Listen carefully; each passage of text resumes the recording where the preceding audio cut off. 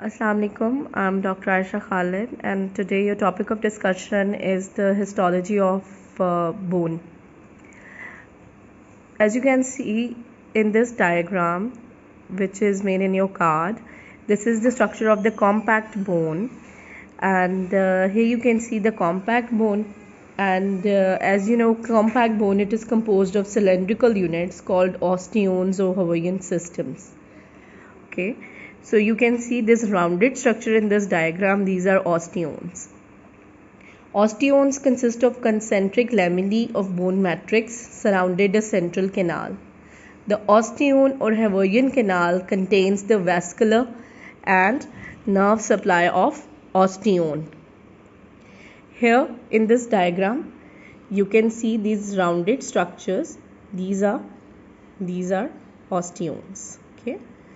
So within the bone matrix are spaces called lacunae, and each containing the osteocyte. These are the, as you can see, it is labeled here. These are the lacunae, and each containing osteocyte. The osteocyte, it extends numerous processes into small tunnels, which are called canaliculi. Okay, which are called canaliculi. And it communicate by gap junctions with each other, with other osteocytes. Canalicle is generally arranged in a radial pattern with respect to the Hawaiian canal, and it serves for the passage of substances between the osteocytes and blood vessels. So here you can see the osteocyte. In this diagram you can see the osteocyte, or Hawaiian canal, or these are the lacunae contained with osteocytes, and these processes are known as canaliculi. Okay. And between the osteones you can see there are remnants of previous concentric lamellae, and these are known as interstitial lamellae. Circumferential lamellae, these are circumferential lamellae, and circumferential lamellae, they follow the entire inner and outer circumferences of the shaft of a long bone.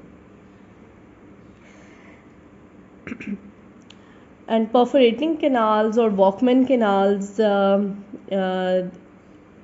they connect the two osteones or Hawaiian canals, and blood vessels and nerves travel from periosteal and endosteal surfaces to reach the Hawaiian canal. They connect osteon to one another. So in your cross section you are supposed to make the perforating canals as well, which is not given in this diagram, which is the diagram made in your cards, which are made available to you in the histological demonstrations. Perforating canals that need to be made. You have to consult your histology atlas book for that. And you just have to make sure that perforating canals, they are not surrounded by concentric lamella. You can somehow make it like this. This is the diagram of a perforating canal, you can see. Okay. So in your diagram section, you have to make the diagram of perforating canal as well, include perforating canals in it. And the next diagram which you can see here is the diagram of a spongy bone. That was a compact bone, and now this is the spongy bone. You can see numerous bony tuberculi. They are present separated by a marrow cavity in between, and you can see the osteoblasts are present on the tubercular surface. And marrow, bone marrow, it contains hematopoietic tissue and sinusoidal capillaries. So this is how you have to make the sections of two bones, a spongy bone or cancellous bone, and a compact bone in your histological histology, in your histology book manuals. So this is all for today. These are the lacunae contained with osteocytes, and these processes are known as canaliculi. Okay. And between the osteones you can see there are remnants of previous concentric lamellae, and these are known as These are known as interstitial lamellae. Circumferential lamelles, these are circumferential lamelles, and circumferential lamelles, they follow the entire inner and outer circumferences of the shaft of a long bone.